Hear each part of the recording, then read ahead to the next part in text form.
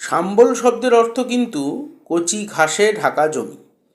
দক্ষিণবঙ্গের আর কোথায় হয় আমি জানি না, কিন্তু আমাদের গ্রামে পৌষ সংক্রান্তির দিন এক বিশেষ লোকদেবতার পুজো করা হয় এবং তাকে বলে শাম্বল পুজো।